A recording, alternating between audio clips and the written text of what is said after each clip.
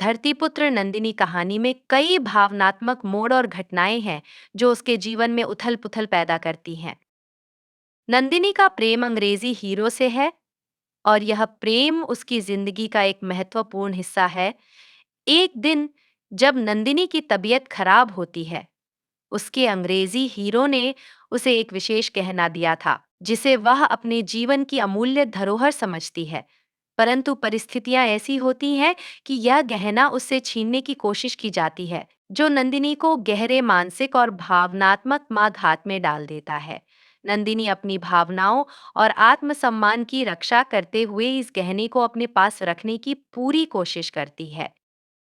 कहानी के कई मोड़ में नंदिनी और अन्य पात्रों के बीच संवाद होते हैं, जहां नंदिनी के साहस, संघर्ष और दृढ़ निश्चय को दिखाया गया है। उसके आसपास के लोग उसे समझने की कोशिश करते हैं, लेकिन नंदिनी अपने संघर्ष में अकेली महसूस करती है। उसकी हालत इतनी बिगड़ जाती है कि उसके साथी उसे जगाने की कोशिश करते हैं, परंतु वह बेहोश हो जाती है।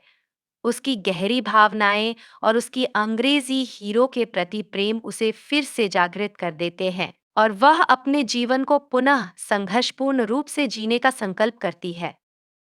कहानी में एक और महत्वपूर्ण पात्र फूली है, जो नंदिनी के जीवन में एक नकारात्मक भूमिका निभाती है। फूली नंदिनी के प्यार और उसकी शादीशुदा जिंदगी को बर्बाद करने की कोशिश करती है। वह नंदिनी के जीवन में विभिन्न तरह की मुश्किलें खड़ी करती है और नंदिनी के सुख चैन को छीनने की कोशिश करती है।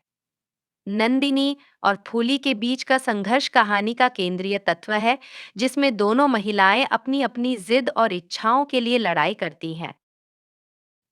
नंदिनी अपने जीवन के सुख शांति को वापस पाने के लिए फूली के खिलाफ कड़ा कदम उठाने का फैसला करती है। वह इस बात को समझती है कि अगर उसने फूली को नहीं रोका, तो उसकी जिंदगी नरक बन जाएगी। नंदिनी अपने पति आकाश के साथ मिलकर फूली को अपने जीवन से बाहर निकालने की योजना बनाती है। आकाश और नंदिनी का रिश्ता भी इस संघर्ष के बीच मजबूती पाता है और दोनों एक दूसरे का साथ देते हुए फूली से लड़ाई करने का संकल्प लेते हैं। कहानी में कई धार्मिक और सामाजिक प्रतीक भी हैं। नंदिनी भगवान से शक्ति की प्रार्थना करती है कि वह उसे फूली से लड़ने और अपने घर को फिर से सुख शांति से भरने की शक्ति से। धार्मिक अनुष्ठान और आरती के माध्यम से कहानी में पारिवारिक संबंधों और मान्यताओं का महत्व दिखाया गया है। कहानी के अंत में नंदिनी और आकाश का संघर्ष फूली के खिलाफ और भी अधिक तीव्र हो जाता है। नंदिनी फूली के हर चाल का सामना करती है और उसे हराने का संकल्प लेती है। यह कहानी नंदिनी के साहस, संघर्ष और अपने परिवार की रक्षा के लिए उसकी अडिग भावना को दर्शाती है।